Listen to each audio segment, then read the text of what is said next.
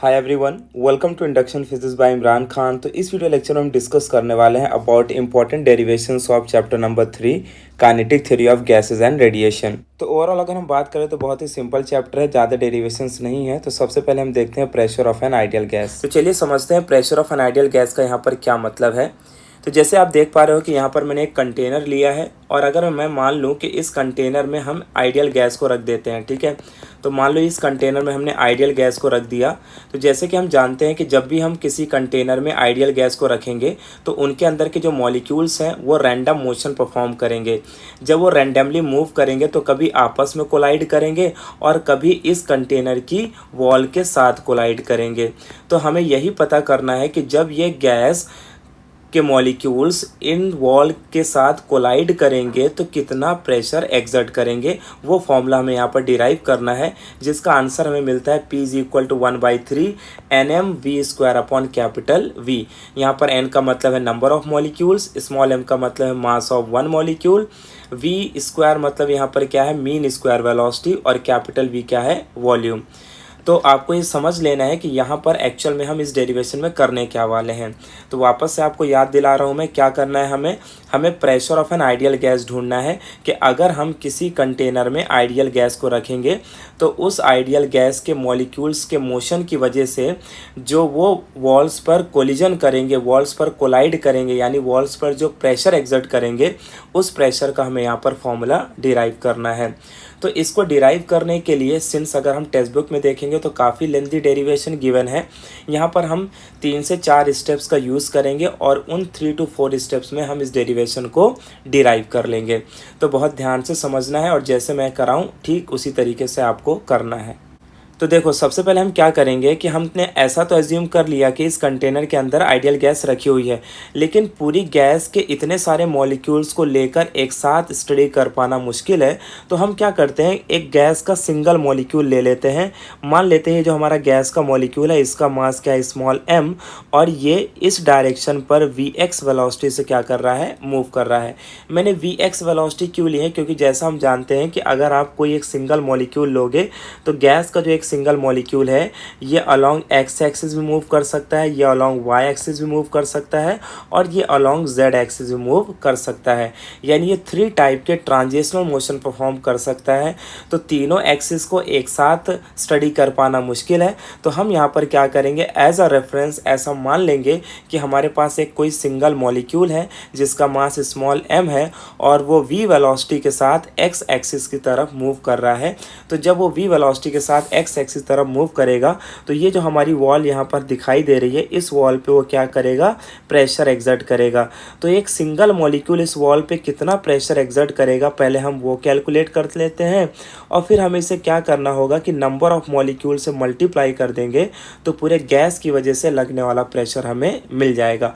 क्योंकि हम जानते हैं मास ऑफ द गैस यानी कैपिटल M का फॉर्मूला होता है n × स्मॉल m, यानी mass of one molecule multiplied by number of molecule हमें क्या बता देगा, मास ऑफ गैस के बारे में बता देगा। ठीक है, तो ये रेफरेंस आपको यहाँ पर समझ के आगे चलना है। क्या क्या रेफरेंस लेना है, सबसे पहले कि हम एक सिंगल मॉलिक्यूल कंसिडर करेंगे जो x डायरेक्शन में Vx वेलोसिटी से मूव करेगा और इस वॉल को हम एज अ रेफरेंस वॉल मान लेंगे जहाँ पर ये प्रेशर एक्सर्ट करेगा। क्योंकि देखो एक मॉलिक्यूल जितना प्रेशर इस वॉल पे एक्सर्ट करेगा उतना ही प्रेशर इस वॉल पे एक्सर्ट करेगा, उतना ही प्रेशर इस वॉल पे और उतना ही प्रेशर इस वॉल पे, यानी किसी भी क्लोज कंटेनर के हर एक वॉल पे लगने वाला प्रेशर क्या होगा, सेम होगा। ठीक है, तो अगर हमें यह पता चल जाए कि एक सिंगल वॉल पे कितना प्रेशर एक्सर्ट हो रहा है तो हम समझ जाएंगे कि हर एक वॉल पे कितना प्रेशर एक्सर्ट हो रहा है। तो अब इस डेरिवेशन को डिराइव करने के लिए जैसे कि मैंने आपको बोला कि हम यहाँ पर 3 to 4 स्टेप्स का यूज़ करेंगे। तो सबसे पहले जो हमें स्टेप यूज़ करना है दैट इज़ अबाउट प्रेशर के बारे में। हम जानते हैं प्रेशर का जनरल फॉर्मूला क्या होता है, फोर्स अपॉन एरिया होता है, राइट। तो अगर मुझे प्रेशर निकालना है तो मुझे 2 चीज़ें पता होनी चाहिए, फोर्स और एरिया। एरिया तो मैं निकाल सकता हूँ क्योंकि क्यूब है ना, तो क्योंकि इसका जो साइड लेंथ है वो मान लेते हैं कितना है, L है, तो एरिया को क्या लिख सकते हैं, L² लिख सकते हैं। अब बात आती है फोर्स कैसे निकालेंगे। तो सेकेंड स्टेप है हमारा फोर्स। तो according to Newton second law force क्या होता है, rate of change of linear momentum, यानी डेल्टा P/डेल्टा T को हम फोर्स F कहते हैं। अब यहाँ पर बात आती है कि डेल्टा पी कैसे निकालेंगे। तो डेल्टा पी का मतलब है चेंज इन मोमेंटम, और चेंज इन मोमेंटम निकालने का फॉर्मूला होता है final momentum minus initial momentum, that is P2 minus P1। And the last step बात आती है कि डेल्टा टी कैसे निकालेंगे। तो डेल्टा टी का मतलब यहाँ पर क्या है, टाइम इंटरवल। तो हम जानते हैं स्पीड का फॉर्मूला क्या होता है, डिस्टेंस अपॉन टाइम। स्पीड का जनरल फॉर्मूला क्या होता है, डिस्टेंस अपॉन टाइम। तो यहाँ पर अगर मैं बोलूँ टाइम का फॉर्मूला क्या होगा, तो आप बोलोगे डिस्टेंस अपॉन स्पीड हो जाएगा, राइट। बस अब हमें क्या करना है, इन्हीं 4 स्टेप का यूज़ करते हुए हमें अपने डेरिवेशन को डिराइव करना है। ये जो 4 स्टेप्स हमने लिखे हैं ये आपको डेरिवेशन में नहीं लिखने हैं, ठीक है, आपको बस याद रखना है, ताकि जब आप डेरिवेशन को सॉल्व करो तो अगर आपको स्टेप्स याद रहेंगे तो बहुत आसानी से आपका डेरिवेशन सॉल्व हो जाएगा। तो सबसे पहले हम क्या करते हैं, कंसिडरेशन पॉइंट लिख लेते हैं। तो यहाँ पर मैं लिखता हूँ consider N ideal gas kept in a closed container। ठीक है, तो हमने क्या मान लिया कि हमारे पास कोई आइडियल गैस है जिसे हमने एक क्लोज कंटेनर में रख दिया है। तो अब सबसे पहले हमें क्या निकालना है, डेल्टा पी निकालना है, और डेल्टा पी निकालने के लिए हमें P2 और P1 चाहिए होगा। P1 का मतलब है इनिशियल मोमेंटम और P2 का मतलब है फाइनल मोमेंटम। तो जैसे कि हमारा सिंगल मॉलिक्यूल जब वॉल की तरफ मूव करेगा तो कितना इसके पास मोमेंटम होगा, सबसे पहले वो निकाल लेते हैं। सो देयरफॉर हम यहाँ पर लिखेंगे initial momentum, therefore initial momentum. Initial momentum को यहाँ पर हम P1 से डिनोट करेंगे और इसका फॉर्मूला हो जाएगा mvx, क्योंकि हम जानते हैं मोमेंटम का फॉर्मूला क्या होता है, मास इनटू वेलोसिटी। अच्छा, vx क्यों मैंने लिखा है, क्योंकि हमारा मॉलिक्यूल किधर मूव कर रहा है, towards positive x axis. Now and इसके बाद हमें क्या निकालना है, फाइनल मोमेंटम। तो हम इसे लिखते हैं फाइनल मोमेंटम। फाइनल मोमेंटम मतलब क्या, कि जब ये मॉलिक्यूल जाएगा वॉल की तरफ तो वॉल से टकराएगा और टकरा के रिटर्न आएगा। तो जब रिटर्न आएगा तो इसका फाइनल मोमेंटम क्या हो जाएगा, माइनस mvx। माइनस साइन क्यों आ रहा है, क्योंकि अब वो अपोजिट डायरेक्शन यानी towards negative X axis move करेगा। सो देयरफॉर हमें P1 P2 मिल गया। तो अब हम चेंज इन मोमेंटम निकाल सकते हैं। तो देखो चेंज इन मोमेंटम का फॉर्मूला क्या लिखेंगे, चेंज इन मोमेंटम। तो सबसे पहले हम यहाँ पर चेंज इन मोमेंटम को डेल्टा पी से डिनोट कर लेते हैं, और डेल्टा पी का फॉर्मूला क्या होता है, P2 माइनस P1 होता है। ठीक है, सो देयरफॉर डेल्टा पी के लिए हम फॉर्मूला लिखते हैं, therefore delta P is equal to, देखो P2 की वैल्यू ऑलरेडी हमने निकाल ली है, राइट। P2 की वैल्यू क्या है, माइनस mvx, और P1 की वैल्यू क्या है, माइनस mvx हो जाएगा। ठीक है, सो देयरफॉर इसे ओवरऑल अगर हम ऐड करें तो मैं इसे लिखता हूँ delta P is equal to minus 2mvx। ठीक है, ये जो हमें मोमेंटम मिला है ना, ये जो हमें मोमेंटम मिला है, this is called momentum lost by the molecule. इतना मोमेंटम मॉलिक्यूल हमारा क्या कर देगा, लूज कर देगा जब वो वॉल से टकराएगा। ठीक है, तो यहाँ पर हम लिख लेते हैं this is the momentum, this is the momentum lost by the molecule, this is the momentum lost by the molecule. अब हम जानते हैं कि जो मोमेंटम होता है वो हमेशा कंजर्व्ड होता है। तो कंजर्व्ड होने का मतलब है कि अगर कोई मोमेंटम को लूज करेगा तो कोई मोमेंटम को गेन करेगा। तो मान लो कि जो मॉलिक्यूल है हमारा, अगर ये मोमेंटम को लूज कर रहा है तो ये जो वॉल है हमारी, ये मोमेंटम को क्या करेगी, गेन कर लेगी। So therefore we can write therefore and delta p is equal to plus 2mvx। इसे हम क्या बोलेंगे, this is the momentum gained by the wall. ठीक है, क्योंकि अगर मॉलिक्यूल उतना मोमेंटम लूज करेगा तो वॉल उतना ही मोमेंटम क्या करेगी, गेन करेगी। तो यहाँ पर हम लिखते हैं this is the momentum, this is the momentum gained by the wall. ठीक है, तो यहाँ तक आपको समझ में आ गया, हमने डेल्टा पी निकाल लिया। डेल्टा पी निकालने के लिए हमें क्या चाहिए, इनिशियल मोमेंटम और फाइनल मोमेंटम। अब बात आती है डेल्टा टी निकालने की। ठीक है, so we can write delta T. तो देखो डेल्टा टी निकालने के लिए मैंने फॉर्मूला आपसे क्या बोला, डिस्टेंस अपॉन क्या है, स्पीड। तो डिस्टेंस यहाँ पर क्या होगा, देखो तो डिस्टेंस यहाँ पर होगा, जब ये मॉलिक्यूल यहाँ से यहाँ जाएगा तो टोटल कितना डिस्टेंस कवर करेगा, एल, और जब वापस रिटर्न आएगा तो कितना डिस्टेंस कवर करेगा, एल। तो टोटल डिस्टेंस कवर्ड क्या हो गया, 2L हो गया, राइट। तो यहाँ पर हम लिख लेते हैं 2L अपॉन स्पीड क्या हो जाएगी, Vx हो जाएगा, है ना। तो ये हमें डेल्टा टी मिल गया। अब हम क्या करेंगे, इन दोनों फॉर्मूले का यूज़ करके क्या निकाल सकते हैं, फोर्स निकाल सकते हैं, बिकॉज फोर्स का फॉर्मूला क्या होता है, delta P by delta T. So therefore आगे हम लिखते हैं, therefore force exerted by a molecule, एक सिंगल मॉलिक्यूल कितना फोर्स एक्सर्ट करेगा, तो इसका फॉर्मूला हम क्या लिखेंगे, F is equal to delta P by delta T. तो यहाँ पर हम दोनों का आंसर जानते हैं, तो लिखता हूँ F is equal to delta P की वैल्यू क्या है, 2mvx है, ठीक है। हमें यहाँ पर नेगेटिव वाला मोमेंटम नहीं लेना है, ठीक है, हमें कौन सा लेना है, पॉजिटिव मोमेंटम लेना है जो वॉल पे एग्जर्ट हो रहा है। तो यहाँ पर F इज इक्वल क्या आ गया, 2mvx, और अपॉन में क्या हो जाएगा यहाँ पर डेल्टा टी, जिसकी वैल्यू है 12 अपॉन vx, ठीक है। यहाँ पर क्या होगा, 2 से 2 क्या हो जाएगा, कैंसल। सो देयरफॉर यहाँ से देखो F का आंसर हमें क्या मिला, F is equal to m, अच्छा Vx ऊपर आएगा तो ये मल्टीप्लाई होगा, तो इसे मैं क्या लिख सकता हूँ, v स्क्वायर x लिख सकता हूँ, डिवाइडेड बाई क्या हो जाएगा, l हो जाएगा। सो ये यहाँ से हमें क्या मिल गया, ये हमें फोर्स मिल गया, ठीक है। तो इस तरीके से हमने निकाल लिया force exerted by the molecule. तो यहाँ पर देखो हमने 3 स्टेप्स तो कंप्लीट कर लिए, डेल्टा पी निकाल लिया, डेल्टा टी निकाल लिया और एफ निकाल लिया। अब हम फाइनल स्टेप पे आते हैं, that is pressure. Therefore the pressure exerted by molecule on the wall। तो वॉल पे देखो कितना प्रेशर लगेगा, तो हम फॉर्मूला लिख लेते हैं, P इज इक्वल फॉर्मूला क्या है, F बाई ए।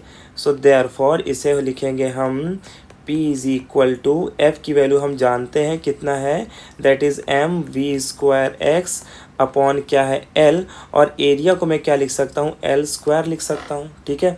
तो देयरफॉर इसको हम अब लिखेंगे P इज इक्वल टू, ये हो जाएगा m v square x upon, देखो यहाँ पर L स्क्वायर इंटू क्या हो जाएगा L, तो बेसिकली क्या बन जाएगा L क्यूब, और हम जानते हैं L क्यूब का मतलब होता है वॉल्यूम, L क्यूब का मतलब क्या होता है, वॉल्यूम। तो therefore pressure P is equal to M V square X upon capital V।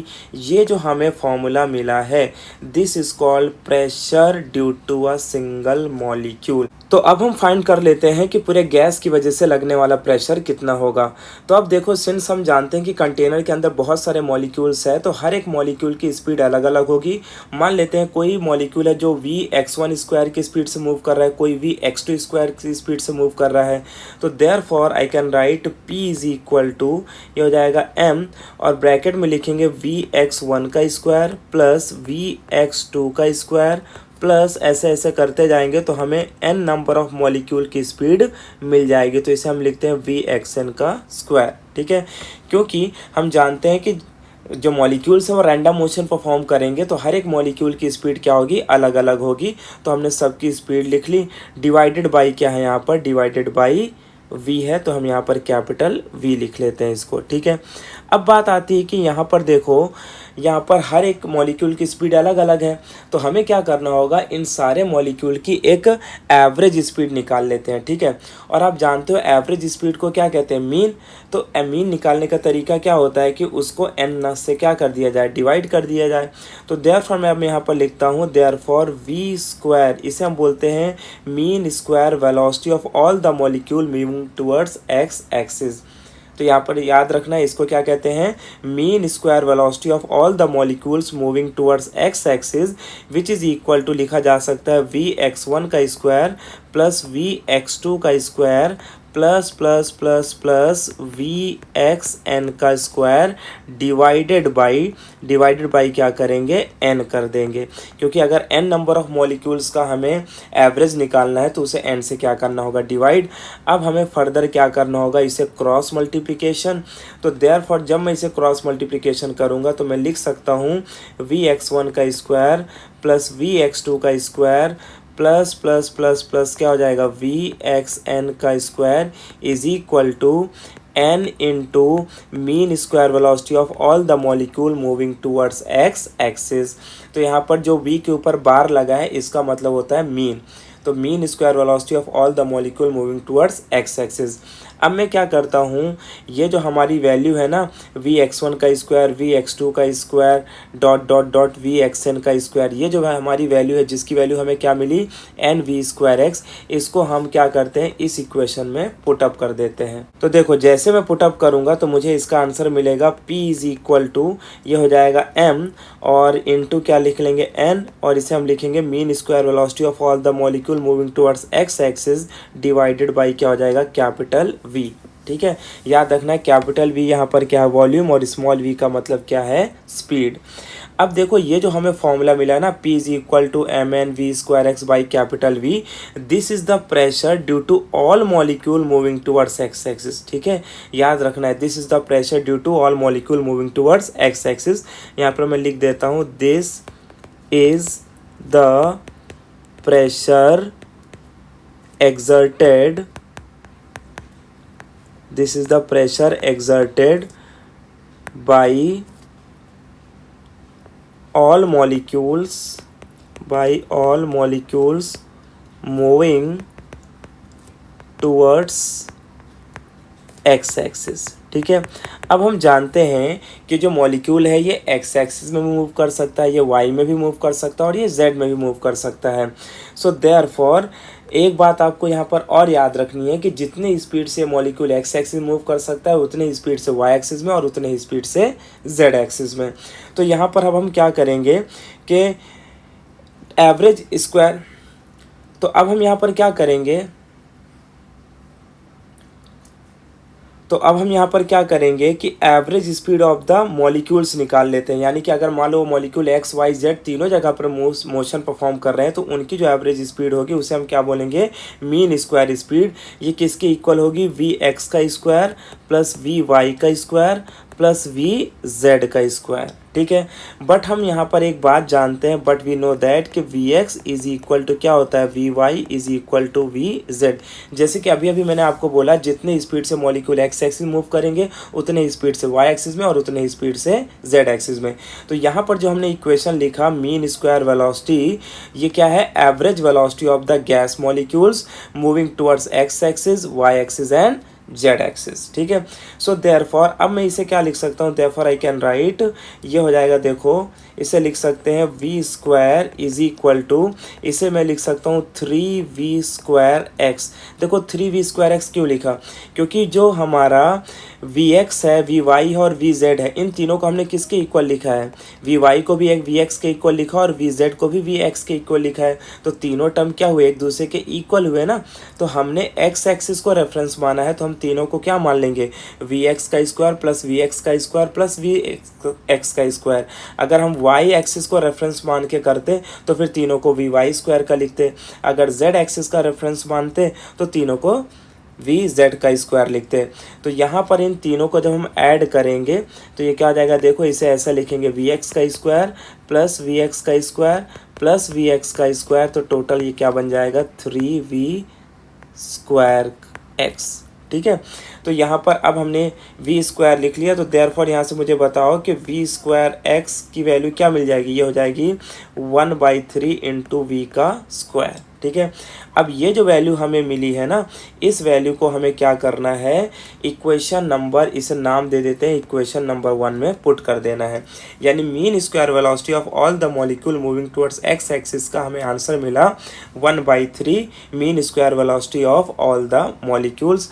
तो फर्दर हम इसे जब सॉल्व करेंगे तो देखो हमें आंसर इसका क्या मिलेगा, putting value of v square x in equation 1। तो जैसे मैं इक्वेशन 1 में रखूँगा तो ये हो जाएगा P इज इक्वल टू, और इसे ध्यान से सुनना मैं क्या लिख रहा हूँ, यहाँ पर हम लिखते हैं n इंटू एम, और जो v स्क्वायर है इसकी वैल्यू क्या है 1/3, तो 1/3 को मैं आगे लिख देता हूँ, और यहाँ पर क्या आ जाएगा मीन स्क्वायर स्पीड अपॉन क्या हो जाएगा कैपिटल v। तो इस तरीके से देखो हमें फॉर्मूला मिल गया pressure of an ideal gas का, that is P is equal to 1/3 NM v square by v। ठीक है, अब हम जानते हैं ये जो हमने फॉर्मूला लिखा है इसे थोड़ा सा रीअरेंज कर लेते हैं। वैसे तो एग्जाम पॉइंट ऑफ व्यू आपको यहीं तक लिखना है, लेकिन हम यहाँ पर एक दो formula numerical point of view भी देख लेते हैं। तो देखो न्यूमेरिकल पॉइंट ऑफ व्यू आपको क्या याद रखना है, एज हम जानते हैं कि जो n इंटू एम है इसे मैं क्या लिख सकता हूँ कैपिटल M यानी मास ऑफ द गैस। तो देयरफॉर इस फॉर्मूले को लिखा जा सकता है P is equal to 1/3 capital M v square upon capital V। ठीक है, तो ये भी एक फॉर्मूला मिल गया कि अगर हम न्यूमेरिकल सॉल्व कर रहे होंगे और वहाँ पर हमें directly mass of the gas value given है तो डायरेक्टली ये फॉर्मूला अप्लाई करके प्रेशर निकाल सकते हैं। ठीक है, एंड लास्टली जैसे हम जानते हैं कि मास अपॉन वॉल्यूम को डेंसिटी कहते हैं, तो इस फॉर्मूले को हम इन टर्म्स ऑफ डेंसिटी भी लिख सकते हैं। तो देयरफॉर जब मैं इस फॉर्मूले को इन टर्म्स ऑफ डेंसिटी लिखूंगा तो क्या लिख सकता हूँ, देखो वी कैन राइट यहाँ पर कि एज डेंसिटी का फॉर्मूला होता है mass upon volume, therefore pressure P is equal to 1/3 rho V square. ठीक है, तो इस तरीके से हमने pressure of an ideal gas का फॉर्मूला डिराइव कर लिया। तो याद रखना है कि अगर हम किसी कंटेनर में गैस को रखते हैं आइडियल गैस को, तो उस कंटेनर में जो रखी हुई गैस है उनके जितने भी मॉलिक्यूल्स हैं उन सारे मॉलिक्यूल्स की वजह से वॉल पे जो लगने वाला प्रेशर होगा that P will be equal to 1/3 NM v square upon capital V। उसी को in terms of mass of the gas यानी कैपिटल M बाई V लिख सकते हैं, और in terms of density half rho V square लिख सकते हैं। Hi everyone, welcome to induction physics by Imran Khan. तो in this video lecture we are going to discuss about the topic related to root mean square speed, and also we will discuss another topic which is related to interpretation of temperature in kinetic theory of gases. तो ये दोनों derivation हम इस particular video में derive करने वाले हैं। इससे पहले वीडियो में हमने देखा था derivation which is related to pressure of an ideal gas. तो pressure of an ideal gas का फॉर्मूला यूज़ करके हम इन दोनों डेरिवेशन को डिराइव करेंगे। तो चलिए समझते हैं कि रूट मीन स्क्वायर स्पीड का यहाँ पर क्या मतलब है। देखो रूट मीन स्क्वायर स्पीड का कॉन्सेप्ट क्यों आता है, क्योंकि जैसे हम जानते हैं कि कंटेनर में जो गैस का मॉलिक्यूल रखा हुआ है, मान लो ये हमने कंटेनर लिया और हम देखते हैं कि एक मॉलिक्यूल है जो इस डायरेक्शन पे मूव कर रहा है, मतलब टुवर्ड्स एक्स एक्सिस मूव कर रहा है 5 मीटर पर सेकंड से। तो टकराने के बाद वही मॉलिक्यूल 5 मीटर पर सेकंड से अपोजिट डायरेक्शन में भी मूव करने लगेगा। तो सिंस वेलोसिटी एक वेक्टर क्वांटिटी है, तो वेक्टर क्वांटिटी होने का मतलब है कि ये डायरेक्शन पे डिपेंड करेगी, और यहाँ पर डायरेक्शन आप देख पा रहे हो इक्वल एंड अपोजिट है। तो डायरेक्शन इक्वल एंड अपोजिट होने की वजह से यहाँ पर क्या होगा कि ये दोनों एक दूसरे को कैंसिल आउट कर देंगे। तो नेट एवरेज वेलोसिटी क्या हो जाएगी, ज़ीरो। क्या हो जाएगी, नेट एवरेज वेलोसिटी इसकी हो जाएगी ज़ीरो। इसीलिए हम इसका क्या करते हैं, स्पीड कैलकुलेट करते हैं। ठीक है, बिकॉज स्पीड जो है वो डायरेक्शन के ऊपर डिपेंड नहीं करती है। ठीक है, या दूसरी तरीके से हम ये समझ सकते हैं कि जो हमारा वेलोसिटी है यहाँ पर, अगर हम उसे स्क्वायर के टर्म्स में लिख दें तो फिर नेगेटिव वेलोसिटी का स्क्वायर भी क्या बन जाएगा, पॉजिटिव बन जाएगा, और हमें वो वेलोसिटी वी स्क्वायर के फॉर्म में मिलेगी। बट हम वी स्क्वायर नहीं चाहते हैं, तो हमें क्या करना पड़ेगा, इसका रूट निकालना होगा। तो जैसे मैं इसका रूट निकालूंगा तो मुझे answer in terms of v मिल जाएगा। बस यही कुछ कॉन्सेप्ट यूज़ करके हमें ये डेरिवेशन को सॉल्व करना है। सो देखो सबसे पहले हम यहाँ पर क्या करेंगे, देयरफॉर वी विल राइट। तो देखो रूट मीन स्क्वायर स्पीड निकालने के लिए हमें सबसे पहले क्या करना होगा, इसे मैं लिख लेता हूँ VRMS। तो VRMS का मतलब हम जानते हैं इसे क्या कहते हैं, रूट मीन स्क्वायर स्पीड। तो सबसे पहले यहाँ पर लगा लेते हैं हम रूट। ठीक है, उसके बाद ये क्या हो जाएगा मीन, इसे हम क्या बोलेंगे स्क्वायर, और इसे हम क्या बोलेंगे स्पीड। तो इस तरीके से ये हो गया हमारा रूट मीन स्क्वायर स्पीड। ठीक है, तो रूट मीन स्क्वायर स्पीड यानी कि v का स्क्वायर, इसे हम नाम दे देते हैं इक्वेशन नंबर 1। यानी कि इसका सिंपल सा ये मतलब हुआ कि अगर मुझे रूट मीन स्क्वायर स्पीड का फॉर्मूला डिराइव करना है तो सबसे पहले मुझे वी स्क्वायर का वैल्यू निकालना होगा। ठीक है, मीन स्क्वायर का वैल्यू निकालना होगा। तो मीन स्क्वायर का वैल्यू अगर मुझे मिल जाता है तो मैं रूट के अंदर रख दूंगा, तो मुझे रूट मीन स्क्वायर स्पीड का आंसर मिल जाएगा। तो इसके लिए हमें क्या करना होगा, pressure of an ideal gas का फॉर्मूला यूज़ करना है, जो कि हमने पिछले लेक्चर में देखा था। Therefore we can write from equation of pressure of an ideal gas. Pressure of an ideal gas क्या है इसका इक्वेशन, हम जानते हैं इसका इक्वेशन होता है P is equal to 1/3 NmV² upon capital V। ठीक है, तो इस फॉर्मूले का हम आगे यूज़ करेंगे। सो देयरफॉर एज हम जानते हैं कि Nm को हम कैपिटल M लिख सकते हैं, तो सिंपली मैं इसे लिख लेता हूँ P इज इक्वल टू 1/3 और इसे लिखता हूँ MV² upon capital V।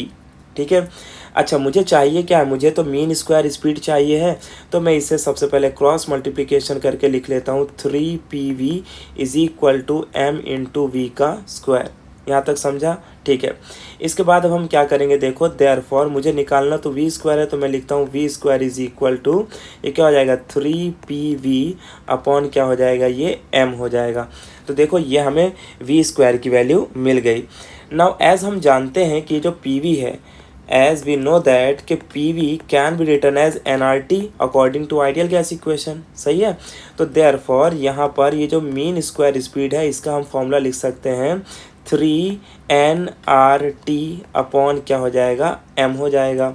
Now ये जो n दिखाई दे रहा है, n का मतलब क्या होता है, नंबर ऑफ मोल्स, और हम जानते हैं नंबर ऑफ मोल्स को हम क्या लिख सकते हैं, मास of the gas upon molar mass. तो अगर मैं ये वैल्यू को पुट अप करूं तो फिर देखो मेरा इक्वेशन क्या बनेगा यहाँ पर,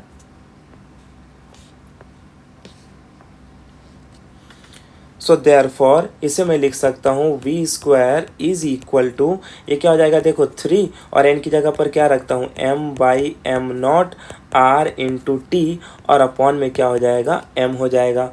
अब देख पा रहे हो ये जो M है ना, ये थर्ड टर्म है। कौन सा टर्म है, थर्ड किसके साथ जाएगा, सेकंड के साथ जाएगा। तो जब ये सेकंड के साथ जाएगा तो M से M क्या हो जाएगा, कैंसल। तो देयरफॉर मुझे बताओ V² स्पीड की फॉर्मूले क्या मिला, दैट इज 3RT अपॉन क्या मिला, M0 मिल गया। ठीक है, बस अब हमें क्या करना है, putting the value of V² in equation 1 कर देना है। So therefore we can write, therefore putting value of mean square speed in equation 1। Equation 1 में जैसे मैं ये वैल्यू को पुटअप करूँगा तो मैं लिख सकता हूँ VRMS यानी root mean square speed is equal to root of, और देखो V² की वैल्यू क्या है, V² की वैल्यू है 3RT/m0, तो यहाँ पर मैं लिख देता हूँ 3RT/m0। ये हमें मिल गया इक्वेशन ऑफ RMS स्पीड। तो देयरफॉर VRMS की जो हमें फॉर्मूला मिला है, इस फॉर्मूले को हम न्यूमेरिकल में यूज़ करते हैं। तो इससे रिलेटेड एक्सरसाइज में भी कई न्यूमेरिकल्स दिए हुए हैं और entrance exam point of view भी इस फॉर्मूले के ऊपर कई सारे क्वेश्चंस आए जाते हैं। तो अब यहाँ पर हम क्या करेंगे, देखो ध्यान से, ये जो हमारा इक्वेशन है, इस इक्वेशन में जो 3 है, R है, ये यहाँ पर क्या है, कांस्टेंट टर्म है। अच्छा M0 का मतलब क्या होता है, मोलार मास, तो मोलार मास भी कांस्टेंट होता है। तो अगर ये तीनों वैल्यूज़ को हम कांस्टेंट बता दें तो यहाँ पर मैं लिखता हूँ सिंस 3R/m0 इज़ कांस्टेंट। ठीक है, ये सारी वैल्यूज़ क्या हैं, कांस्टेंट है। तो हमें न्यूमेरिकल पॉइंट ऑफ व्यू एक फॉर्मूला मिल जाएगा कि जो RMS स्पीड है it is directly proportional to square root of temperature. तो कभी कभी वो आपको एग्जाम में पूछ लेते हैं कि show that root mean square speed of the gas molecule is directly proportional to square root of absolute temperature. तो आपको बस एक स्टेप करके ये बता देना है कि VRMS is directly proportional to क्या होता है, स्क्वायर रूट ऑफ टेम्परेचर। अब यहाँ पर इन जनरल हमें एक फॉर्मूला भी मिल जाएगा। In general we can write VRMS1 upon VRMS2 is equal to, इसे लिखेंगे रूट ऑफ T1/T2। ठीक है, तो इस तरीके से हमारा ये टॉपिक यहाँ पर कंप्लीट होता है। सो आई थिंक काफ़ी आसान डेरिवेशन था हमारे लिए ये, क्योंकि ऑलरेडी हमने pressure of an ideal gas का फॉर्मूला डिराइव कर लिया था। तो फिर हमारे लिए ये VRMS को कैलकुलेट करना काफ़ी आसान बन जाता है। लास्ट में आपको ये फॉर्मूलास याद रखने हैं जो आपके न्यूमेरिकल में हेल्प होंगे। चलिए अब हम नेक्स्ट टॉपिक देखते हैं, that is related to interpretation of temperature in kinetic theory. In short कहने का मतलब ये है कि टेम्परेचर का काइनेटिक एनर्जी पे क्या रोल होता है। तो जैसे कि हम जानते हैं कि किसी भी सिस्टम में जो गैस रखी हुई है, अगर हम टेम्परेचर देंगे तो क्या होगा, उन मॉलिक्यूल्स की स्पीड बढ़ेगी। उन मॉलिक्यूल की स्पीड बढ़ेगी मतलब उनकी काइनेटिक एनर्जी बढ़ेगी। तो kinetic energy is directly proportional to क्या होता है, टेम्परेचर। तो उसी का फॉर्मूला हमें यहाँ पर डिराइव करना है और साथ ही में हमें ये प्रूव करना है कि E is directly proportional to T, यानी एनर्जी जो है वो टेम्परेचर के ऊपर डिपेंड करता है। तो इसके लिए भी हमें क्या करना है, सबसे पहले pressure of an ideal gas equation का यूज़ करना है। Therefore from equation of pressure of an ideal gas, क्या है equation, that is P is equal to 1/3 nmv² upon capital V। ठीक है, therefore from equation of pressure of an ideal gas we have P is equal to 1/3 nmv² upon capital V। अब मैं क्या करता हूँ, ध्यान से सुनो कि ये जो हमें दिख रहा है ना, ये वैल्यू, इसको मैं इस तरीके से लिख देता हूँ कि इसे लिखता हूँ 3PV इज इक्वल टू, तो ये क्या हो जाएगा, ये बचेगा nmv² हो जाएगा, राइट। अब सिंस हम जानते हैं कि काइनेटिक एनर्जी का फॉर्मूला क्या होता है, काइनेटिक एनर्जी का फॉर्मूला होता है हाफ mv²। तो अगर आप ध्यान से देखोगे तो देखो यहाँ पर mv² तो है, तो अगर मैं किसी तरीके से इस इक्वेशन में हाफ लेके आ जाऊँ तो फिर मैं उसे इन टर्म्स ऑफ काइनेटिक एनर्जी लिख सकता हूँ। तो देयरफॉर मैं इसे लिखता हूँ 3PV इज इक्वल टू, मैं क्या करता हूँ, इस इक्वेशन को 2 से मल्टीप्लाई कर देता हूँ और 2 से डिवाइड कर देता हूँ, तो इक्वेशन में कोई फ़र्क भी नहीं पड़ेगा और हमारा काम बन जाएगा। ठीक है, सो देयरफॉर देखो अब हम इसे रीअरेंज कर लेते हैं। तो इसे मैं लिखता हूँ 3PV इज इक्वल टू, इसे मैं क्या करता हूँ, इसे ऐसा लिख लेता हूँ 2 × n × और ये हो जाएगा हाफ mv²। ठीक है, तो अब देखो जो हाफ mv² है ये बेसिकली क्या बन गया, काइनेटिक एनर्जी बन गया। और अगर इस काइनेटिक एनर्जी को हम n नंबर ऑफ मॉलिक्यूल से मल्टीप्लाई कर देंगे तो हमें average kinetic energy of the gas मिल जाएगा। सो देयरफॉर यहाँ पर हम लिखेंगे where n × half mv² is equal to क्या है, E, और इसे हम क्या बोलते हैं, इज द, इसे हम लिखते हैं is the average total kinetic energy of the gas. ठीक है, तो ये हमें यहाँ पर n × हाफ mv² जो किसके इक्वल है, E के इक्वल है, ये हमें मिल गया kinetic energy of the gas. Therefore अब यहाँ पर जो हमारी वैल्यू थी, इस वैल्यू की जगह पर हम क्या पुटअप कर देंगे, E। सो देयरफॉर जो हमारा फॉर्मूला है वो हो जाएगा 3PV is equal to 2E। So therefore यहाँ से अगर मुझे E का आंसर चाहिए तो E को क्या लिख सकता हूँ, E को मैं लिख सकता हूँ 3/2P × V। तो ये हमें जो एनर्जी मिली है वो in terms of pressure and volume मिल गई। Now as we no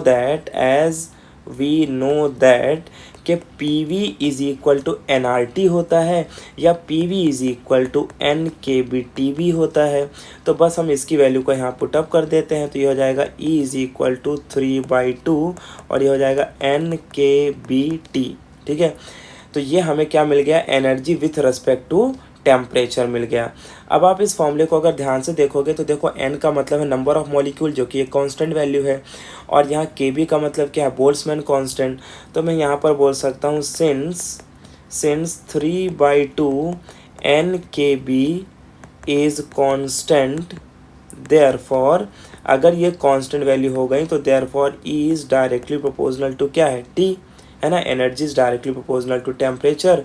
in general numerical point of view हमें एक फॉर्मूला मिल गया, E1/E2 is equal to T1/T2। ठीक है, तो इस तरीके से हमने interpretation of temperature with kinetic energy का भी फॉर्मूला डिराइव कर लिया। तो ये तो दोनों derivation root mean square speed और हमारा interpretation of temperature with kinetic energy या काइनेटिक थियरी बेस्ड ऑन किसके ऊपर थे, pressure of an ideal gas. तो बस हमें pressure of an ideal gas का अच्छे से यूज़ करते हुए हमें इन डेरिवेशन को डिराइव करना है। Now our next topic is related to Mayer's relation. तो चलिए देखते हैं क्या है मेयर्स रिलेशन। मेयर्स रिलेशन यानी हमें ये प्रूव करना है कि Cp - Cv is equal to R के इक्वल होता है। यहाँ पर Cp का मतलब होता है molar specific heat at constant pressure, Cv को कहते हैं molar specific heat at constant volume, और R का मतलब होता है यूनिवर्सल गैस कांस्टेंट। तो बेसिकली इसी रिलेशन को हम मेयर्स रिलेशन कहते हैं। तो इस रिलेशन को प्रूव करने के लिए हमें सबसे पहले स्पेसिफिक हीट कैपेसिटी के बारे में पता होना चाहिए। तो जिन स्टूडेंट्स को स्पेसिफिक हीट कैपेसिटीज़ के बारे में ऑलरेडी पता है वो वीडियो को फॉरवर्ड करके डायरेक्टली मेयर्स रिलेशन का डेरिवेशन देख सकते हैं। लेकिन जिन्हें भी स्पेसिफिक हीट कैपेसिटी के बारे में नहीं पता है तो चलिए सबसे पहले हम समझते हैं कि स्पेसिफिक हीट कैपेसिटी क्या होता है। बिकॉज स्पेसिफिक हीट कैपेसिटी का यूज़ हमें इस चैप्टर के अलावा थर्मोडायनेमिक्स में भी बहुत करना होता है, तो इस कॉन्सेप्ट को समझना बहुत ज़रूरी है। तो जैसे कि यहाँ पर आप देख पा रहे हो हमारा टॉपिक है स्पेसिफिक हीट कैपेसिटी। तो सबसे पहले हम इसका डेफिनेशन देखते हैं। तो डेफिनेशन में देखो क्या दिया है, the amount of heat energy required to raise the temperature of a substance by 1 degree Celsius और 1 Kelvin is called specific heat capacity. यानी इसका सिंपल सा ये मतलब मैं आपको बताता हूँ। मान लो मेरे पास कोई सब्सटेंस है और उस सब्सटेंस का टेम्परेचर मुझे 1 डिग्री सेल्सियस से इंक्रीज करना है, तो डेफिनेट सी बात है मुझे हीट देनी पड़ेगी। तो उसका टेम्परेचर 1 डिग्री सेल्सियस से इंक्रीज करने के लिए जो भी मुझे हीट देनी पड़ेगी that heat is called specific heat capacity.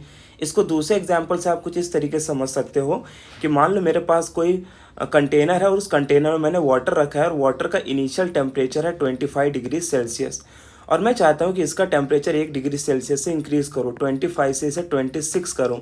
तो क्या 25 से 26 खुद ब खुद हो जाएगा? नहीं, इसके लिए हमें क्या देनी पड़ेगी? हीट देनी पड़ेगी। तो बस इसी हीट को हम क्या कहते हैं? Specific heat capacity. तो किसी भी सब्सटेंस का टेम्परेचर, चाहे फिर वो लिक्विड हो या गैस हो, 1 डिग्री सेल्सियस से उसका टेम्परेचर इंक्रीज़ करने के लिए जो भी हमें हीट देनी पड़ेगी that heat is called specific heat capacity. अब ये जो स्पेसिफिक हीट कैपेसिटी है बेसिकली 2 टाइप्स की होती है। अगर टाइप्स की बात करें तो देखो बहुत डिफरेंस नहीं है दोनों में, एकदम स्लाइट सा डिफरेंस है क्योंकि फॉर्मूलाज वगैरह ऑलमोस्ट सब सेम होने वाले हैं। तो स्पेसिफिक हीट को हमने 2 पार्ट्स में डिवाइड किया है। एक का नाम है प्रिंसिपल स्पेसिफिक कैपेसिटी और दूसरा का नाम है molar specific heat capacity. Principal specific heat capacity को हम यहाँ पर एस से डिनोट करते हैं और मोलार स्पेसिफिक हीट कैपेसिटी को हम यहाँ पर सी से डिनोट करते हैं। तो चलिए इनकी डेफिनेशन को समझते हैं और उसके बाद देखते हैं कि फॉर्मूलाज क्या होगा। तो सबसे पहले अगर हम देखें तो प्रिंसिपल स्पेसिफिक हीट कैपेसिटी क्या है? The amount of heat energy required to raise the temperature of unit mass by 1 degree Celsius.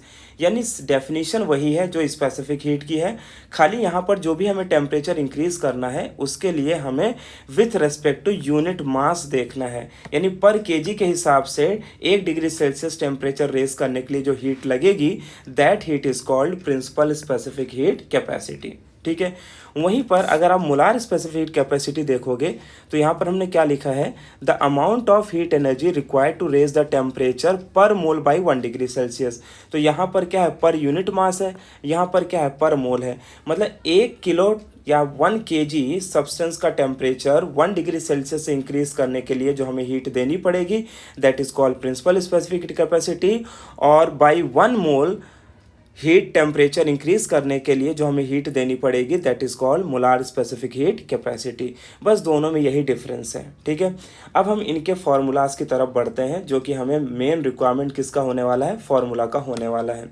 तो चलिए सबसे पहले हम प्रिंसिपल स्पेसिफिक हीट कैपेसिटी के फॉर्मूला को डिस्कस करते हैं। तो देखो इसका डायरेक्ट ये मतलब होता है कि जो भी हम हीट देंगे, मान लो हमने जो क्यू अमाउंट की हीट दी है वो सबसे पहले तो किसके ऊपर डिपेंड करेगी? मास के ऊपर। बहुत क्लियर सा स्टेटमेंट है। जैसे कि अगर मैं पानी गर्म करने को आपको बोलूं और एक में आप कम पानी लोगे, एक में आप पानी ज़्यादा लोगे और दोनों का टेम्परेचर अगर मुझे 1 डिग्री सेल्सियस से इंक्रीज़ करना है तो डेफिनेट सी बात है दोनों के लिए हीट रिक्वायर्ड क्या होगी? अलग अलग होगी। यानी जिसका मास ज़्यादा उसके लिए हीट ज़्यादा होगी। एंड सेकेंडली जो हम हीट देंगे वो किसके ऊपर डिपेंड करेगा? राइज इन टेम्परेचर यानी डेल्टा टी के ऊपर। जितना ज़्यादा आप टेम्परेचर को इंक्रीज करना चाहते हो उतना ज़्यादा आपको हीट देनी पड़ेगी। आप पानी का अगर टेम्परेचर आपको थोड़ा ही इंक्रीज करना है तो कम हीट लगेगी, ज़्यादा इंक्रीज करना है तो ज़्यादा हीट लगेगी। याद रखना है डेल्टा टी का मतलब यहाँ पर होता है final temperature minus initial temperature. यानी डेल्टा टी को हम कभी भी T2 माइनस T1 लिख सकते हैं या T1 माइनस T2 लिख सकते हैं। बट कंडीशन क्या याद रखना है कि टेम्परेचर का जो डायरेक्शन होता है हीट के फ्लो करने का that is always from a body of higher temperature to body of lower temperature. तो अगर इन दोनों को मैं कंबाइन करूँ तो मैं लिख सकता हूँ Q is directly proportional to m delta T लिख सकता हूँ, राइट। सो देयरफॉर यहाँ से मुझे बताओ Q is directly proportional to m delta T, तो Q is equal to proportionality sign हटाऊंगा तो क्या लिखूंगा? SM delta T। ठीक है। वेयर आप जानते हो यहाँ पर S का कम मतलब क्या है? Where S is the, S को हम क्या कहते हैं? S को हम कहते हैं principal specific heat capacity. Principal specific heat capacity. कभी कभी आप देखोगे तो प्रिंसिपल स्पेसिफिक हीट कैपेसिटी को जनरली वो सिर्फ स्पेसिफिक हीट कैपेसिटी भी कहते हैं, तो इससे कोई फर्क नहीं पड़ेगा, ठीक है। तो ये हमने क्यू लिख लिया, Q is equal to S M delta T. तो यहाँ पर मुझे बताओ एस का फॉर्मूला क्या हो जाएगा, एस का फॉर्मूला हो जाएगा Q upon M delta T, ठीक है। तो यहाँ पर ये दोनों इक्वेशन आपको याद रखना है। एक ये वाला इक्वेशन जो सबसे ज़्यादा इंपॉर्टेंट इक्वेशन है, Q is equal to S M delta T, और इसी को रीअरेंज करके हम निकालते हैं S is equal to Q upon M delta T. अब बात कर लेते हैं इनकी SI यूनिट की और डायमेंशन की। तो SI यूनिट इसका क्या होगा, देखो जैसे आपको यहाँ पर दिखाई दे रहा है, अगर मैं इसका SI यूनिट निकालूँ तो Q का यूनिट क्या हो जाएगा, जूल, अपॉन मास का क्या हो जाएगा, केजी। अच्छा, टेम्परेचर का क्या होता है, डिग्री सेल्सियस ले सकते हैं, केल्विन ले सकते हैं। तो इसका जो टोटल यूनिट हमारे पास मिला वो कितना मिला, इसको मैं लिख सकता हूँ जूल पर केजी डिग्री सेल्सियस, और लिख सकते हैं जूल पर केजी केल्विन। तो ये हमें क्या मिल गया, SI यूनिट, ठीक है। तो हम यहाँ पर लिख लेते हैं SI unit of S is joule पर केजी डिग्री सेल्सियस, ठीक है। अब देखो ये जो हमारा S है, S के दो टाइप्स होते हैं, तो मैं आपको दोनों टाइप बता देता हूँ। S is of two types, एक को हम लिखते हैं SP और दूसरे को हम क्या लिखते हैं, SV। SP का मतलब होता है principal specific heat capacity at constant pressure, और SV का मतलब होता है principal specific heat at constant volume. ये दोनों टर्म आपको याद रखना है, ठीक है। यहाँ पर क्या होने वाला है, प्रेशर कांस्टेंट होगा, ठीक है, और यहाँ पर क्या होगा, वॉल्यूम कांस्टेंट होगा, ठीक है। तो अगर प्रोसेस में प्रेशर कांस्टेंट है तो SP लिख लेंगे S की जगह पर, और अगर उस प्रोसेस में वॉल्यूम कांस्टेंट है तो SV लिख लेंगे। इतनी बातें आपको प्रिंसिपल स्पेसिफिक हीट के बारे में पता होनी चाहिए। अब हम नेक्स्ट समझते हैं about molar specific heat capacity के बारे में। देखो यहाँ पर भी जो हम हीट देंगे वो किसके ऊपर डिपेंड करेगा, सबसे पहले डिपेंड करेगा नंबर ऑफ मोल्स के ऊपर। जैसे यहाँ पर हीट आप देख पा रहे थे मास के ऊपर डिपेंड कर रहा था, यहाँ पर हीट किसके ऊपर डिपेंड करेगा, नंबर ऑफ मोल्स के ऊपर। सेकेंडली जो भी हम हीट देंगे वो किसके ऊपर डिपेंड करेगा, rise in temperature. Number of moles के ऊपर क्यों डिपेंड करेगा, मान लो कि आपने 1 मोल ऑफ गैस ली है तो आपको हीट कम देनी पड़ेगी, लेकिन मैं बोलूँ आपने 5 मोल 10 मोल ऑफ गैस ली है तो डेफिनेट सी बात है ज़्यादा हीट देनी पड़ेगी। तो देयरफॉर इसे हम रीअरेंज करके लिख सकते हैं Q is directly proportional to N delta T, ठीक है। यहाँ पर भी अगर मैं प्रोपोर्शनलिटी साइन हटाऊंगा तो क्या हो जाएगा, Q इज इक्वल टू, इसे लिखेंगे CN डेल्टा T। याद रखना है यहाँ पर C का मतलब होता है मोलार स्पेसिफिक हीट कैपेसिटी, ठीक है। तो यहाँ पर हम लिखेंगे where C is the molar specific heat capacity, ठीक है, ओके। तो अब हम क्या करते हैं, ये जो हमारा फॉर्मूला है इसे रीअरेंज कर लेते हैं। तो रीअरेंज करूंगा तो देखो क्या लिख सकता हूँ मैं, C इज इक्वल टू क्या हो जाएगा, Q upon N delta T। अब आप दोनों इक्वेशन को देखो तो आपको कुछ समझ में आ रहा होगा कि दोनों में बहुत सिमिलैरिटीज़ है, दोनों सेम है, खाली एक की जगह पर हमने S यूज़ किया है और एक जगह हमने C यूज़ किया है। सो वापस से हमें मेन ये वाला फॉर्मूला याद रखना है आगे के कॉन्सेप्ट को समझने के लिए, फिर चाहे वो KTG का चैप्टर हो या थर्मोडायनेमिक्स, और इसी फॉर्मूले को रीअरेंज करेंगे तो अपने को ये फॉर्मूला मिल जाएगा, ठीक है। अब बात आती है इसकी कि SI यूनिट निकाल लेते हैं और साथ ही साथ में इसका डायमेंशन भी निकालना है, और हमें क्या देखना है कि ये कितने टाइप्स के होते हैं। देयरफॉर देखो इसका जो SI यूनिट है वो क्या बनेगा, SI यूनिट, अब Q का तो हम जानते हैं जूल ही होगा, राइट। N मतलब क्या, मोल, तो मोल को MOL लिखा जाता है, और इसे क्या लिख सकते हैं, डिग्री सेल्सियस, और या क्या लिख सकते हैं, जूल पर मोल, और केल्विन भी लिख सकते हैं, ठीक है। तो ये इसका SI यूनिट हो गया। अब वापस से देखो जो हमारा C है ये दो टाइप का होता है, एक होता है जिसे हम क्या कहते हैं CP, और एक होता है जिसे हम कहते हैं CV। यही आपको जानना है। CP का मतलब हो गया molar specific heat at constant pressure, और CV का मतलब हो गया molar specific heat at constant volume. तो अगर हम कोई भी प्रोसेस देखेंगे उस प्रोसेस में अगर प्रेशर कांस्टेंट है तो यहाँ पर हम क्या बोलेंगे, molar specific at constant pressure, और अगर वॉल्यूम कांस्टेंट है तो बोलेंगे molar specific at constant volume, ठीक है। और जो एक इम्पॉर्टेंट बात को आपको याद रखनी है वो ये है कि CP और CV के रिलेशन को गैमा कहते हैं, यानी कि CP अपॉन CV का मतलब क्या होता है, गैमा होता है। इसके बारे में जो हम कॉन्सेप्ट स्टडी करते हैं related to monoatomic gas, diatomic gas and polyatomic gas, वहाँ पर हम ये देखेंगे कि हर एक गैस का गैमा वैल्यू अलग अलग होगा, यानी CP CV की वैल्यू क्या होती है, अलग अलग होती है। तो ये आपको याद रखना है कि जो C है बेसिकली वो दो टाइप्स का तो है, CP CV, लेकिन इन दोनों के बीच का अगर हम रिलेशन देखें तो क्या होता है, गैमा गैमा होता है। और आपको याद रखना है गैमा जो है वो हर एक टाइप की गैस के लिए अलग अलग वैल्यू होती है।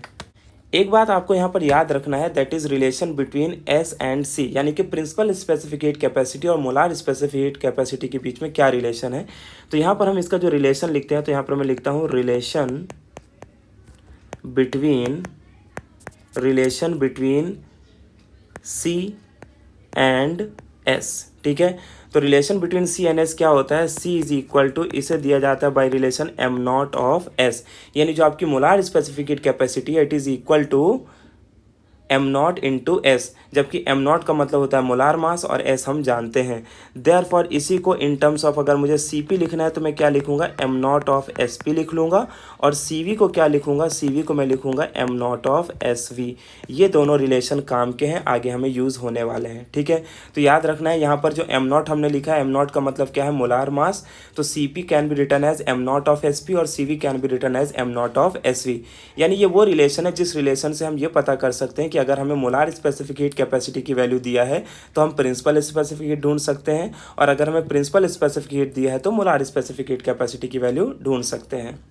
एट लास्ट अगर हम देखें तो इसका डायमेंशन देखो क्या लिख सकते हैं, जूल का हम डायमेंशन जानते हैं L2m1T-2 होता है, और केजी का डायमेंशन क्या होता है, m1 होता है। तो इसे हम लिखेंगे L2 और ये क्या हो जाएगा m0। ठीक है, बिकॉज नीचे m1 है ऊपर भी m1 है तो दोनों ज़ीरो हो जाएंगे, और लिखेंगे T-2 और k रेस टू क्या हो जाएगा, -1 हो जाएगा। ठीक है, ये डायमेंशन किसका हमने लिखा, this is the dimension of specific heat capacity.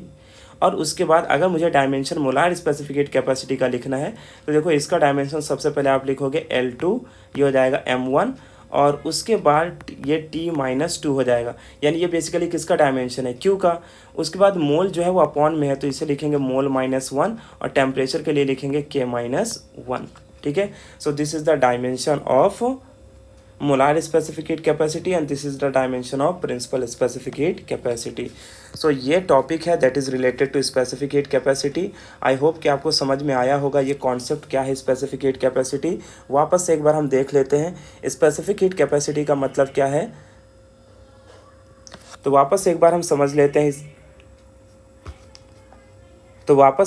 Concept को समझ लेते हैं। स्पेसिफिक हीट कैपेसिटी का मतलब होता है किसी भी सब्सटेंस का टेम्परेचर 1 डिग्री सेल्सियस बढ़ाने या 1 डिग्री सेल्सियस कम करने, दोनों के लिए यूज़ होता है, बट मैक्सिमम केस में हम बढ़ाने के लिए ही यूज़ करते हैं। तो जो भी हमें हीट देनी पड़ेगी that is called specific heat capacity. Specific heat capacity particularly 2 types की होती हैं, principal specific heat and molar specific heat. Principal जो है वो बात करता है with respect to unit mass, molar बात करता है विथ रेस्पेक्ट टू पर मोल। अगर हम इनका फॉर्मूला देखें तो प्रिंसिपल स्पेसिफिक हीट का फॉर्मूला होता है Q is equal to SM delta T, और इसका फॉर्मूला होता है Q is equal to CN delta T, right. उसके बाद जो S है वो 2 टाइप्स के होते हैं, SP और SV। उसी तरीके से C भी 2 टाइप के होते हैं, CP एंड CV, जिन्हें हम क्या कहते हैं, principal specific at constant pressure, principal specific at constant volume, और C को यहाँ CP जो है उसे हम कहते हैं molar specific at constant pressure, और CV का मतलब है molar specific at constant volume. और इनका हम डायमेंशन भी लिख सकते हैं, डायमेंशन हमें क्या मिलता है, L2m0 T-2 K raise to -1, और मोलार का मिलेगा L2m1 T-2 mole raise to inverse K raise to inverse. ठीक है, तो चलिए अब हम स्टडी करते हैं अबाउट मेयर्स रिलेशन। तो यहाँ पर सबसे पहले हमें क्या करना है, consider 1 mole of an ideal gas kept in a cylinder by light frictional less piston. तो जैसे आप देख पा रहे हो यहाँ पर हमने एक कंटेनर लिया है, कंटेनर बेसिकली एक सिलेंडर है, राइट, और इस सिलेंडर में हमने क्या किया, पिस्टन को फिक्स कर दिया है। ठीक है, तो ये पिस्टन है, और याद रखना है जो पिस्टन है ये फ्रिक्शनल लेस है, यानी कि आसानी से ऊपर नीचे मूव कर सकता है। उसके बाद हमने बोला let PVT be the pressure volume and temperature. तो मान लेते हैं ये जो हमारा सिलेंडर है इसमें जो गैस रखी हुई है, इस गैस का प्रेशर P है, इसका वॉल्यूम V है, और इसका टेम्परेचर क्या है, T है। ठीक है, उसके बाद अब हम क्या करेंगे, initially when the gas is heated its volume remains constant, hence no work is done in moving the piston. तो इनिशियली क्या होगा कि मान लो कि मैंने किसे हीट दिया, राइट, तो जब मैं हीट दूंगा तो मान लो कि मैंने dQ1 अमाउंट की हीट दी। देखो जो भी हम हीट देंगे, हीट को जनरली Q से रिप्रेजेंट करते हैं, लेकिन यहाँ पर हम बहुत स्मॉल अमाउंट की हीट दे रहे हैं तो इसे हम किससे रिप्रेजेंट करेंगे, dQ से रिप्रेजेंट करेंगे। तो जब हम dQ1 अमाउंट की हीट देंगे तो सबसे पहले अंदर क्या होगा, dt टेम्परेचर इंक्रीज होगा, और टेम्परेचर के इंक्रीज करने से इसके अंदर की इंटरनल एनर्जी भी इंक्रीज होगी। ठीक है, लेकिन इनिशियली हमने क्या किया, देखो initially when the gas is heated its volume remains constant. तो हम ये मान रहे हैं कि इनिशियली जब हम पहली बार हीट देंगे तो उसका वॉल्यूम क्या रहेगा, कांस्टेंट रहेगा। तो यहाँ पर वॉल्यूम क्या है, कांस्टेंट है। तो जब हम स्टार्टिंग में हीट देंगे तो हीट देने से वॉल्यूम क्या है, कांस्टेंट है, ठीक है। इसीलिए ये जो पिस्टन है हमारा ये मूव नहीं कर रहा है, यानी कि हम ऐसा समझ लेंगे कि पिस्टन हमारा क्या है, लॉक है, ये मूव नहीं कर रहा है। तो होगा क्या कि जो भी आप हीट दोगे, जो भी आपने DQ1 अमाउंट की हीट दी है, वो पूरी की पूरी हीट किस में कन्वर्ट हो जाएगी, सिस्टम के इंटरनल एनर्जी को इंक्रीज करने में। तो यहाँ पर हमने वही बताया है कि initially when the gas is heated its volume remains constant, hence no work is done in moving the piston.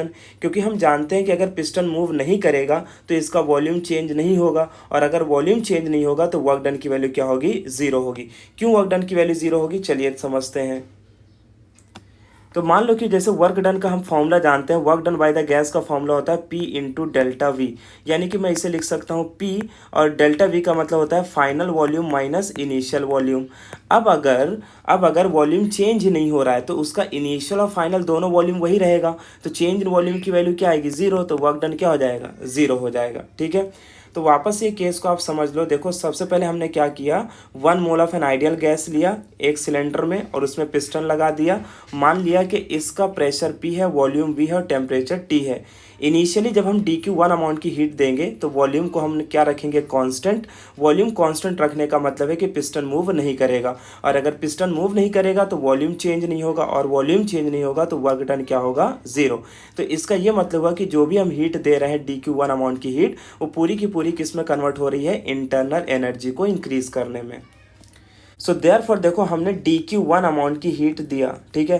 तो अगर मैंने DQ अमाउंट की हीट दिया तो इससे क्या होगा, देखो सबसे पहले यहाँ पर जो इंटरनल एनर्जी है, देखो अगर हम बुक में देखेंगे तो इंटरनल एनर्जी को E से डिनोट किया है। तो सबसे पहले हम इसे थोड़ा सा चेंज कर लेते हैं, वैसे कोई फ़र्क नहीं पड़ेगा अगर आप इंटरनल एनर्जी को DU से भी डिनोट करो, बिकॉज अल्टीमेटली हम देखेंगे थर्मोडायनेमिक्स में U से ही डिनोट किया हुआ है, बट यहाँ पर हम इसे E से डिनोट कर लेते हैं according to the book.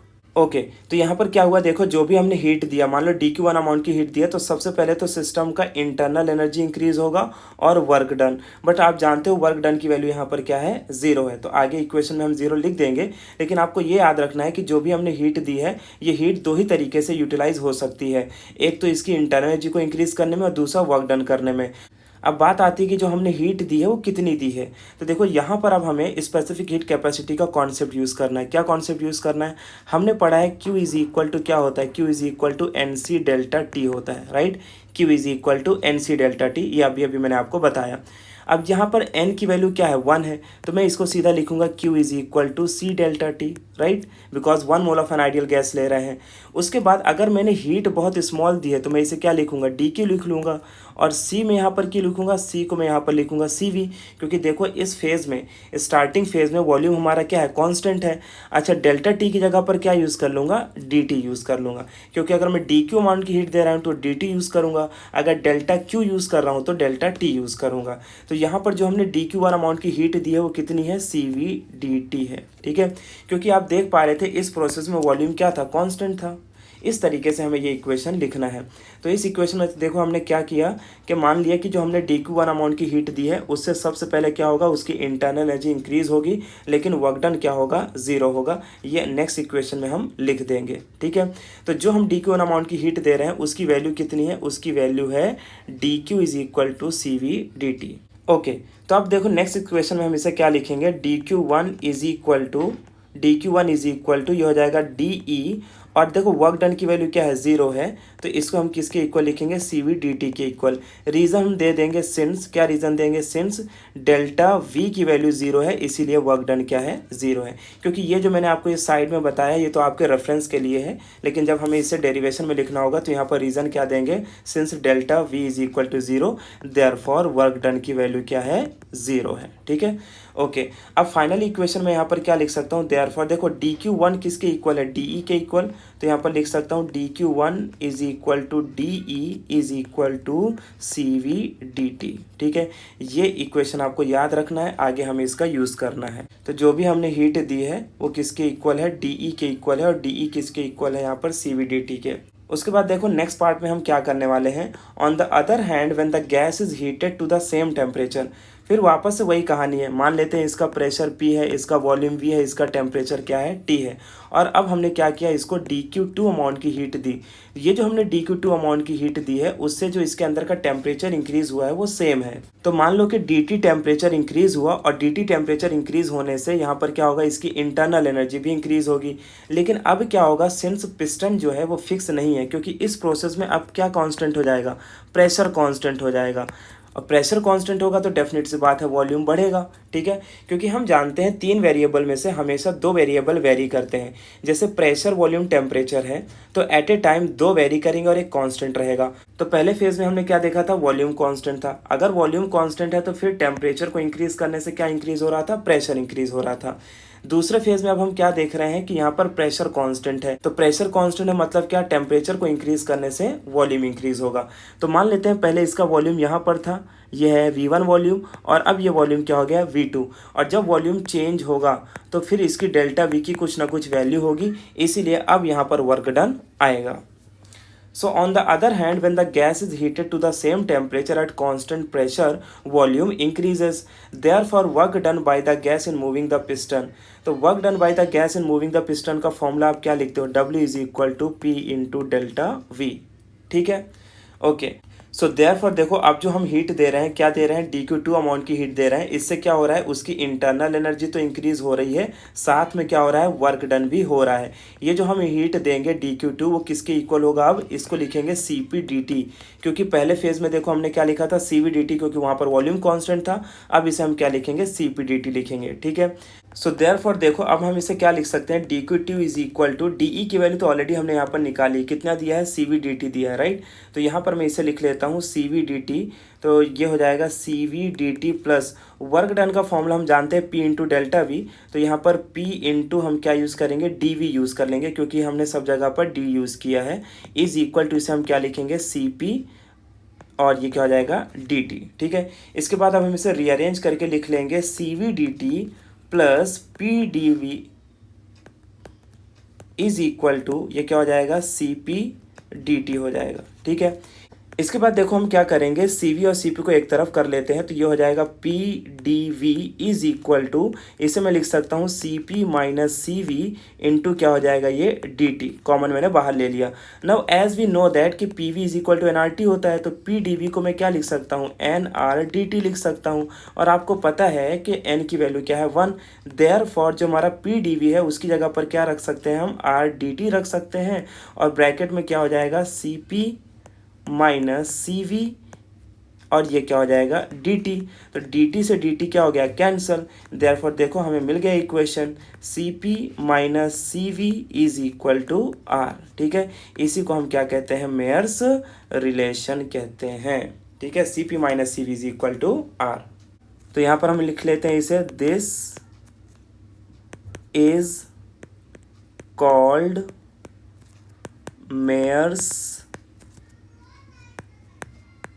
Relation, this is called Mayer's relation, ठीक है।